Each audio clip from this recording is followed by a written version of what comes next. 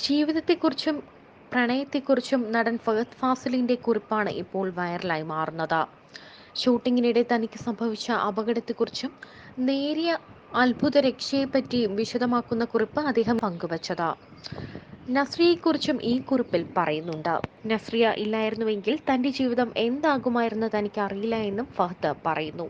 അദ്ദേഹത്തിന്റെ വാക്കുകൾ ഇങ്ങനെയാണ്: മലയൻ കുഞ്ഞ് എന്ന സിനിമയുടെ ചിത്രീകരണത്തിനിടെയുണ്ടായ അപകടത്തിൽ നിന്നുള്ള തിരിച്ചുവരവിലായിരുന്നു ഞാനും. എന്നെ സംബന്ധിച്ച് ലോക്ക്ഡൌൺ മാർച്ച് 2-ന് ആരംഭിച്ചതാണ്. അപകടത്തെക്കുറിച്ച് ക്ലോസ് എന്നാണ് എന്റെ ഡോക്ടർമാർ പോലും പറഞ്ഞത്.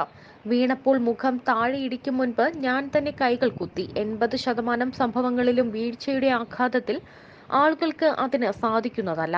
പക്ഷേ മനസാന്നിധ്യം കൈവെടിയാഞ്ഞതിനാൽ എനിക്കതിന് സാധിച്ചു. അങ്ങനെ മുൻപ് നിരവധി തവണ ഉണ്ടായതുപോലെ വീണ്ടും ഒരിക്കൽ കൂടി ജീവിതത്തിൽ ഭാഗ്യം എന്നെ തുണച്ചു.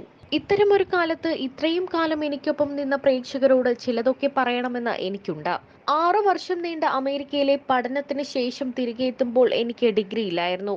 അതുകൊണ്ട് തന്നെ എനിക്ക് എവിടെ നിന്ന് വേണമെങ്കിലും തുടങ്ങാമായിരുന്നു. ബാംഗ്ലൂർ ഡേയ്സ് എന്ന സിനിമയുടെ 7-ാം വാർഷികവും ഒരുപാട് നല്ല ഓർമ്മകൾ സമ്മാനിക്കുന്നു. നസ്രിയെ ഇഷ്ടപ്പെടുന്നതും ഒരുമിച്ചൊരു ജീവിതം ആരംഭിക്കുന്നതുമൊക്കെ ഒരു എഴുത്തും ഒരു മോതിരവും നൽകിയാണ് എന്റെ ഇഷ്ടം നസ്രിയെ അറിയിച്ചത്. നസ്രിയ യെസ് പറഞ്ഞില്ല, നോ എന്നും പറഞ്ഞില്ല. ബാംഗ്ലൂർ ഡേയ്സിൽ അഭിനയിക്കുമ്പോൾ ഞാൻ മറ്റു 2 സിനിമകളിൽ കൂടി അഭിനയിക്കുന്നുണ്ടായിരുന്നു. 3 സിനിമകളിൽ അഭിനയിക്കുക എന്നത് ആത്മഹത്യാപരമാണ്. പക്ഷേ അപ്പോഴും ഞാൻ ബാംഗ്ലൂർ ഡേയ്സ് ലൊക്കേഷനിലേക്ക് തിരികെ പോകാൻ കാത്തിരുന്നു. നസ്രിയയ്ക്കൊപ്പം സമയം ചിലവഴിക്കാൻ ഞാൻ ഇഷ്ടപ്പെട്ടു. എനിക്കൊപ്പം ജീവിക്കാൻ തീരുമാനിച്ചതിനാൽ നസ്രിയ ഒരുപാട് കാര്യങ്ങൾ ജീവിതത്തിൽ വേണ്ടെന്ന് വെച്ചിട്ടുണ്ട്. പക്ഷേ അത്തരം ചിന്തകളൊക്കെ എന്നെ അലട്ടിയിരുന്നപ്പോൾ നസ്രിയ പറയുമായിരുന്നു: hello method actor, what do you think you are? It's just one simple life. Pack your bags with everyone and everything you need. ഇപ്പോഴും ഞാൻ ടിവിയുടെ റിമോട്ട് ബാത്റൂമിൽ മറന്നു വെക്കുമ്പോൾ നിങ്ങൾ ആരാണെന്നാണ് നിങ്ങളുടെ വിചാരം എന്ന ചോദ്യം നസ്രിയ വീണ്ടും ചോദിക്കും. കഴിഞ്ഞ 7 വർഷം എനിക്ക് അർഹിക്കുന്നതിലും കൂടുതൽ ലഭിച്ചു. ഞങ്ങൾ ഒന്നിച്ച് ജോലി ചെയ്യുന്നു, പരസ്പരം പിന്തുണയ്ക്കുന്നു, ഒന്നിച്ചൊരു കുടുംബമായി നിൽക്കുന്നു. ഈ അപകടത്തിൽ എന്റെ മൂക്കിൽ പ്രത്യക്ഷത്തിൽ സ്റ്റിച്ചിട്ട 3 പാടുകൾ സംഭവിച്ചിട്ടുണ്ട്.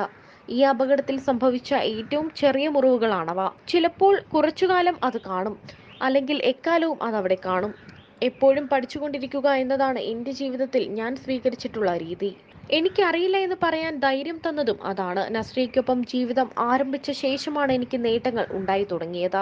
ഇതൊന്നും ഞാൻ ഒറ്റയ്ക്ക് ചെയ്തതല്ല. നസ്രിയയ്ക്ക് ഞങ്ങളെക്കുറിച്ച് അത്ര ഉറപ്പില്ലായിരുന്നുവെങ്കിൽ എന്റെ ജീവിതം എന്താകുമായിരുന്നു എന്ന് ഓർക്കുന്നു.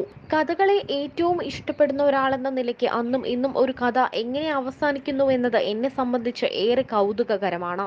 ചിലപ്പോഴെങ്കിലും ഞാൻ ജീവിക്കുന്ന എന്റെ കഥ അവസാനിക്കുന്നതായി തോന്നിയിട്ടുണ്ട്. പക്ഷെ അതിപ്പോഴും അവസാനിച്ചിട്ടില്ല.